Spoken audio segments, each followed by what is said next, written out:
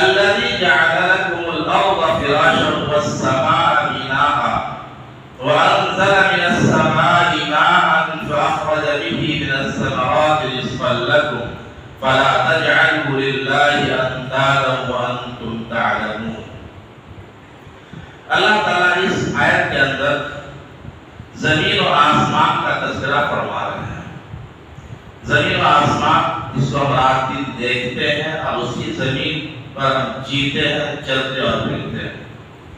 الذی جعل لکم الارض فراشا, اس کا تعلق پچھلے آیت سے ہی ہے, یعنی وہی ذات ہے جس نے تمہارے لیے زمین کو فرش بنایا, فرش چلنے پھرنے کے لیے.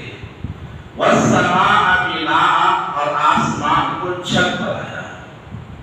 السماء کہتے ہیں آسمان. وہی ذات ہے جس نے تمہارے لیے زمین کو فرش بنایا, چلنے پھرنے کی چیز بنایا. والسماء بناء, اور آسمان کو چھت بنایا. وأنزل من السماء ماء, اور وہی ذات ہے جو آسمان سے پانی برساتا ہے. وأنزل من السماء ماء, ماء کہتے ہیں پانی کو. وہی ذات ہے, وہی اللہ ہے جس نے ہمارے لیے آسمان سے پانی برساتا ہے. فأخرج به من الثمرات رزقا لكم, اور اس پانی کی وجہ سے, اس پانی کی سینچائی کی وجہ سے, اس کے ذریعے سے اللہ تعالیٰ ہمارے لیے زمین سے پھل نکالتے ہیں.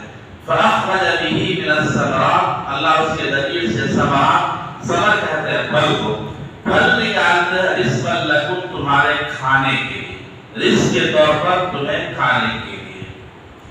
فلا تجعلوا للہ اندادا, تو تم اللہ کے بدلے مقابل کسی کو نہ بناؤ, اللہ کے ساتھ کسی کو شریک نہ کرو. وَأَنْتُمْ تَعْلَمُونَ, اور یہ بات تم جانتے بھی ہو. اس آیت کے اندر بہت تفسیر ہے. اللہ نے زمین کو بنایا فرش. زمین کو اللہ نے ایسا بنایا ہے کہ آپ کو چلنے میں کوئی تکلیف نہیں, کوئی دقت نہیں. اگر یہ زمین دلدل کی شکل میں ہوتی تو ہمارے پاؤں دھس جاتے, ہم صحیح سے آرام سے چل نہیں پاتے. اسی طریقے سے اگر یہ زمین پہاڑوں کی شکل میں ہوتی تو ہمارا چلنا پھرنا بڑا دشوار ہوتا. اللہ نے زمین کو مسطح بنایا, برابر بنایا, نہ بہت نرم بنایا نہ بہت سخت بنایا, بلکہ ایک درمیانی انداز میں اللہ نے اس کو بچھا دیا اور ہم آسانی کے ساتھ اس پہ چلتے ہیں. خدا خاصہ اس کی کیفیت کچھ اور ہوتی, دلدل کی شکل ہوتی, مٹی بہت نرم ہوتی, ہم پاؤں رکھتے ہمارے پاؤں دھس جاتے تو یہ مشکل کا سامان تھا. ہمارا چلنا پھرنا دشوار ہوتا, ہمارا یہ مکان بنانا دشوار ہوتا, ہماری کمپنیاں قائم کرنا دشوار ہوتا, بڑی بڑی گاڑیوں کو چلانا دشوار ہوتا تھا. تو اللہ نے زمین کو ایسا بنایا کہ ہر کام آسانی سے انسان اس میں کر لیتا ہے. والسماء بناء, اور پھر آسمان کو بنایا اللہ نے.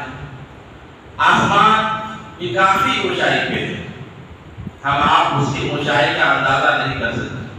خدا خاصہ یہ آسمان اگر نیچے ہوتا, ہمارے سر کے اوپر ہوتا, تو ہم اس کی گرمی کو, اس کی تپش کو برداشت نہیں کر سکتے تھے.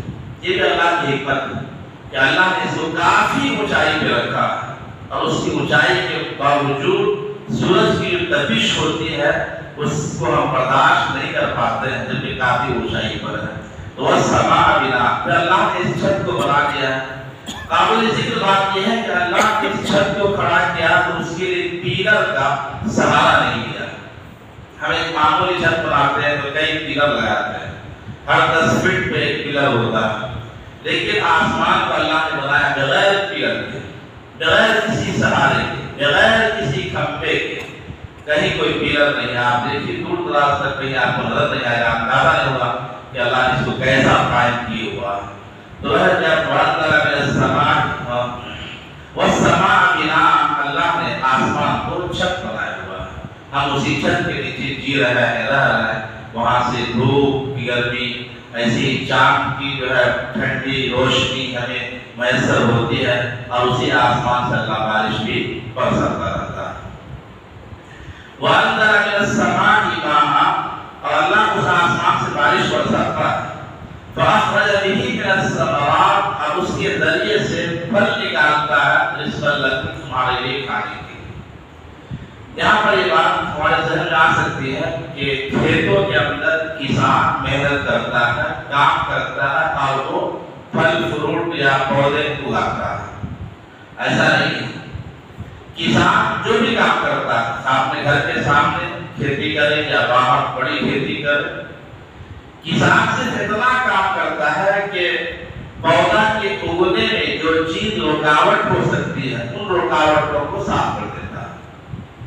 جنگل جھاڑ ہے اس کو صاف کر کے نکال دیا، پودا کے اگنے کے لیے مٹی کا نرم ہونا ضروری ہے، اس مٹی کو کلیل کر کے اس کو نرم کیا گیا مشین کے ذریعے سے۔ اسی طریقے سے اس پودے تک پانی پہنچانا، پانی پہنچانے کے راستے بناتا ہے، راستے اختیار کرتا ہے۔ یہ ساری چیزیں کسان محنت کرتا ہے، پودا کو اگنے کے لیے جو چیزیں رکاوٹ بن سکتی ہے ان رکاوٹوں کو دور کرتا ہے، وہ پودا اللہ ہی اگاتا ہے، اللہ ہی کے حکم سے، اللہ ہی کی حکمت سے وہ پودا اگتا ہے۔ کسان ایک بیج ڈالتا ہے کھیت کے اندر، ایک بیج، مثال کے طور پر لیجیے کہ گیہوں کا ایک بیج ڈال دیا تو ایک ہی بیج ڈالا تو ایک بیج ہوتا، ایک پیڑ ہوتا، ایک پودا ہوتا، اس میں ایک ہی دانہ ہونا چاہیے تھا اگر کسان اگا رہا تھا۔ لیکن چونکہ وہ اللہ اگا رہا ہے، اللہ تعالیٰ ایک بیج کے ذریعے ایک پودے کے اندر، گیہوں کے اندر 7 بالیاں دیتے ہیں اور ہر بالی کے اندر 100 دانے ہوتے ہیں۔ کبھی گاؤں جہاں جانا ہو تو آپ گیہوں کا سیزن ہو تو آپ بالیوں کو توڑ کر کے گر لیں، 100 دانے ہوتے ہیں اس کے اندر۔ تو کسان ایک بیج ڈالتا ہے اور اس سے ایک پودا ہوتا ہے، اس پودے کے اندر 7 بالیاں اور 7 بالیوں میں ایک بالی کے اندر 100 دانے۔ مکئی کی مثال لے لیجیے، مکئی کی ایک دانہ ڈالتا ہے، مکئی کا ایک پیڑ ہوتا ہے، اس کے اندر کئی پھل ہوتے ہیں، تو اس کے اندر سینکڑوں دانے ہوتے ہیں۔ تو یہ کون پیدا کیا؟ اسی طریقے سے ایک ہی کھیت ہے، اس کھیت کے اندر طرح طرح کے غلے پیدا ہوتے ہیں، دھان بھی ہوتا ہے، گیہوں بھی ہوتا ہے، مکئی بھی ہوتا ہے اور کچھ بھی چیزیں ہیں، ساری چیزیں زمین سے پیدا ہوتی ہیں۔ تو یہ اللہ پیدا کرتا ہے۔ ذہن میں بات یہ آنا ہے کہ کسان کا کمال نہیں ہے، مزدور کا کمال نہیں ہے، محنت کرنے والوں کا کمال نہیں، وہ صرف اتنا کرتا ہے کہ پودا کے اگنے میں یا پھل فروٹ کے درخت کو اگنے میں جو رکاوٹیں ہو سکتی ہے ان رکاوٹوں کو وہ دور کر دیتا ہے اور وہاں تک پانی پہنچانے کے جو راستے وہ راستے بنا دیتا ہے۔ بقیہ کام اللہ کے ذمہ، اللہ کے حکم سے ہوتا ہے۔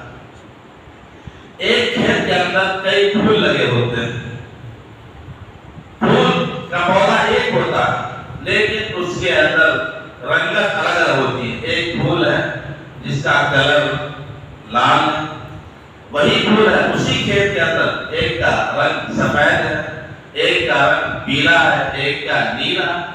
تو یہ رنگت اللہ ڈالتا ہے، یہ خوبصورتی اللہ ڈالتا ہے۔ کوئی کسان کسی کسان کی بس کی بات نہیں ہے، بلکہ تصور کرام ہم اختیار کرتا ہے، ایک راستہ بنا دیتا ہے، جو چیزیں رکاوٹ اس کو نکال دیتا ہے، بقیہ کام اللہ کے حکم سے ہوتا ہے۔ تو میرا کہنا یہ ہے کہ اللہ تعالیٰ پانی برساتا ہے آسمان سے اور وہ پانی اللہ ہی پہنچاتا ہے، اور اللہ ہی کا برسایا ہوا پانی انسان استعمال کرتا ہے پیڑ پودے کے اگانے، اس میں سے کوئی کمال نہیں ہے۔ تو اللہ تبارک و تعالیٰ آسمان سے پانی برساتا ہے، ان پانیوں سے کسان کھیتی کرتا ہے یا پودے اگاتا ہے، ان پودوں کے اندر پھل، پھر اس کے اندر ذائقہ، مٹھاس، ہر ایک پھل کا ذائقہ الگ ہے۔ انگور کھائیے اس کا ٹیسٹ الگ ہے، آم کھائیے اس کا ٹیسٹ الگ ہے، اس کا رنگت الگ ہے، اس کا سائز الگ ہے، کھجور کھائیے اس کا ٹیسٹ الگ ہے، اس کا سائز الگ ہے۔ جتنے فروٹ ہیں، سبزیاں ہیں، سب کو آپ دیکھ لیجیے، ہر ایک کا انداز، ہر ایک کی خوبصورتی، ایک کا سائز، ہر ایک کا ٹیسٹ الگ الگ ہوتا ہے۔ یہ سب کون کیا اللہ کرتا ہے، یہ یقین ہونا، یہ اللہ کی طرف سے ہوتا ہے، اللہ کے حکم سے ہوتا ہے۔ فلا تجعلوا للہ اندادا وانتم تعلمون، تو تم اللہ کے ساتھ کسی کو مد مقابل نہ بناؤ، وانتم تعلمون، اور تم جانتے ہو اس بات کو۔